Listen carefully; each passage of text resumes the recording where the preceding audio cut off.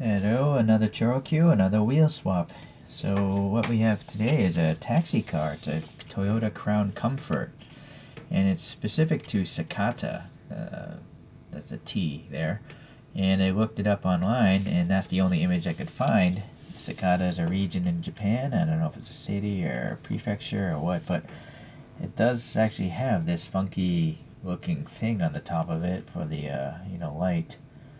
What's weird though is I could not find any photographs of a Crown Comfort with vertical grille lines. Every one I've seen has horizontal grille lines. And also, this one's got fog lights. I couldn't find that on any other taxi cab images. But no big deal, being a cartoon car. I also couldn't find any Crown Comforts with the fuel filler on this side of the car. It's always on the other side of the car, so I'm not sure why uh, Choro-Q designed it this way, but it's no big deal again. So the Crown Comfort was designed by Toyota specifically to be a taxi car. They were sold between 1995 and 2017. They sold hundreds of thousands of them. Hong Kong also uses them as well. So they're quite popular, I guess. You know, being a Toyota, I'm sure it's quite reliable. That's why they're so successful. Engine-wise, there are 1.8 liters up to 3-liter engines. I think they're all, well, no, there was an inline 6, but most of them were inline 4s. And some were diesels, some were LPG, and then, normal ones were gas-powered. So that's all I really learned. All right, well, let's take a look here. We got the nice, printing here, and it's a nice body because it's actually two-tone. And I don't feel a crease there, but it looks like there's a body line there, right? Is that a... Yeah, I think there is a crease there, but there it is. Yeah, the pick just went into it. Okay, so I guess that's what's helping them get that break. And this one's interesting because it actually has a little taxi light inside of it and partially dashboard and steering wheel, but you can still see the gear right there, right? So that's neat. That whole Sakata thing up here looks pretty cool. Thick plastic. The wheels, I guess they're okay. I guess they're just supposed to be stamped steel like that blue photograph. Possibly alloys like the yellow photograph. Yeah, as I mentioned, I don't know what that's all about. These headlights are interesting. They almost look like they're glow-in-the-dark plastic. You know what? Let's see, because why else? They don't look like the plastic of the windshield, so I wouldn't doubt that this glows. I'm gonna turn the light off in a second here. Look at that. It's a glow-in-the-dark headlight. That is quite interesting. And maybe the license plate as well. Okay, well, that is pretty cool. I did not expect that. Okay, very cool. Kind of wish they did that on other ChoroQs. Alright, well anyways, it's nice to see that there's a license plate of some sort. That's not common on ChoroQs. I don't see that all too often. This side, there's a green, some sort of sticker there.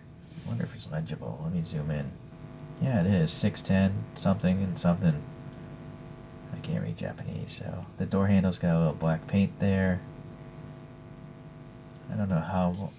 I didn't buy this new, so it's been scratched up, maybe played with by a kid. Taillights are red. Even some backseat indication. So this is actually one of the better ChoroQs I've gotten. I usually don't collect service vehicles because they're usually too big. But as a deformed car, the size is the same as any other ChoroQ, so I'm more open to collecting service vehicles. I do feel there's a lot of orange peel though, possibly paint rash? I don't know. That doesn't look very smooth. I see, it says HG, so I think that means high grade, so it's better than a standard ChoroQ. This is from 2005. And then let's get into the wheel swap action here. Let's take this thing off.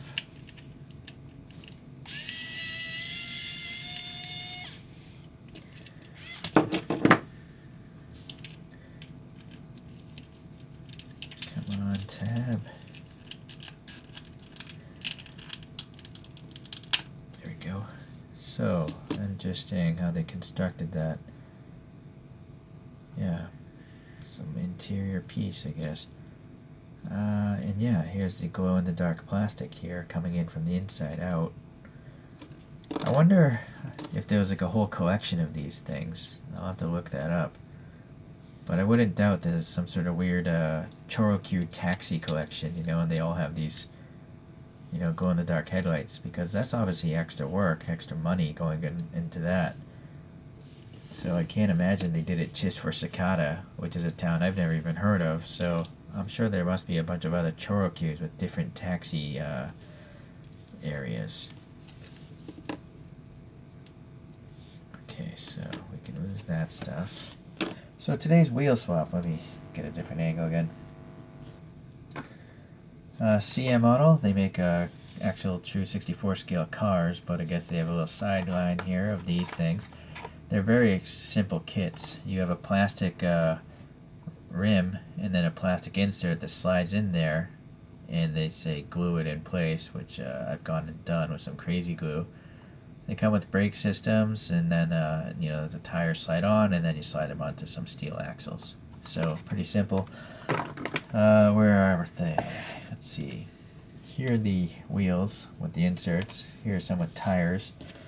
I'm going to take these rear tires off and see if I can fit them on to these plastic tires. So let's take this, just force it on. Yeah, it does work. It's definitely stretching the tire out. It's definitely a bigger diameter than the Choro-Q, but for now it's working. I don't know though long term if it's going to make the tire crack in half. This one was a lot easier, so I don't know what to say. Different tolerances or something. Alright, I don't have the brake systems in this because it's such a fine mesh, you wouldn't really see it anyways. I think I used the brakes on something else.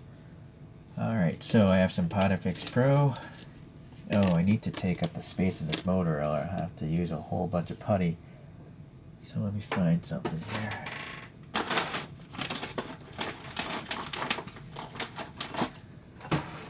I have a motor where I've gone and taken out the axle. So that's what's going to take the place here, so I don't have to use as much putty. Alright, let's get that interior piece back on. Some locator pins. This tab here in the back goes in. That snaps there. Use a hand screwdriver. Oh boy. I don't know what the deal is with this screwdriver. It's almost like the head of this screw is different than usual. Because this screwdriver doesn't want to work at all. Yeah, it jumped there. So strange. Alright, a weird auto-shaped screw that I'm not used to seeing. Alright, so the front ones, I'm just using the tires from the CM model. There we go. I bought these wheels originally to put onto 1/64 scale cars, but they're designed for Hot Wheels. They're too big for most true 64s. So now I'm just using them to put on these Choro-Qs, because otherwise it's just going to sit in a drawer forever.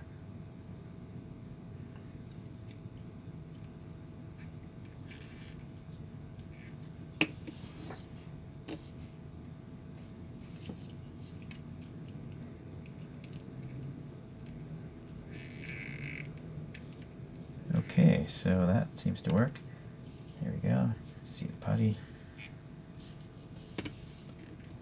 Squish it down. Yeah, I like it. I think it looks better than the standard wheels you get from Tomitech with the Kara.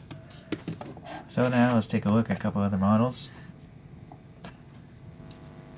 Here's a nice picture of someone drift racing a Crown Comfort.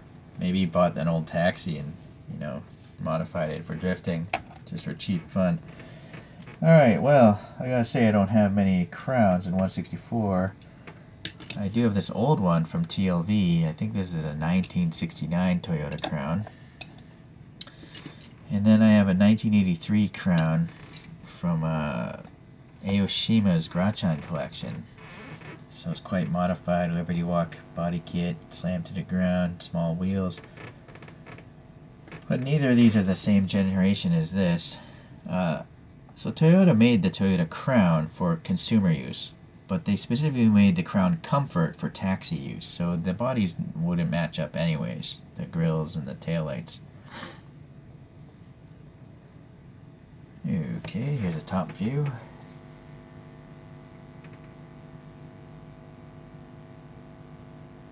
Alright, let's get some Choro-Qs up here. So I do have some service vehicles, as I mentioned, because, you know, with Choro-Q, they're all pretty small no matter what.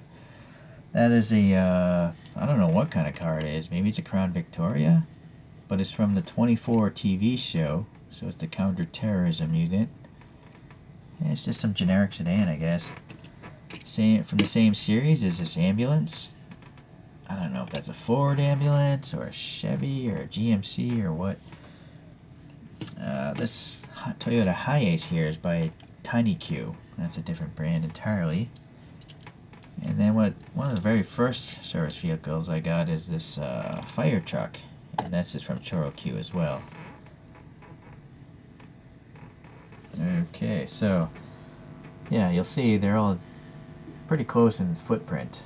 I guess the trucks are bigger, but still, they're smaller than most 164s, so at least in footprint.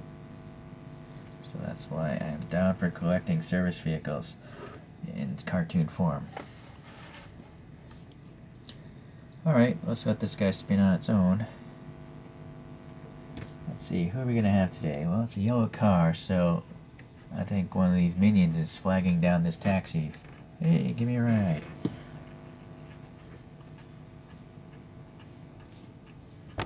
Okay, well, that's today's wheel swap. I bought these wheels, I think, off eBay, possibly AliExpress. You just gotta look up like Hot Wheels alloy wheels or something, although these are all plastic. But they weren't expensive. And they do have other styles that, you know, you can see the brake systems through a little bit better. But as I mentioned, they're a lot bigger diameter than true 64 scale models, so if you're gonna go with Hot Wheels, yeah, they'll work fine. But obviously, if you have Choro-Qs, you might want to get a couple and start modding your Choro-Qs like I do. Alright, I will see you the next time around. Thanks for watching.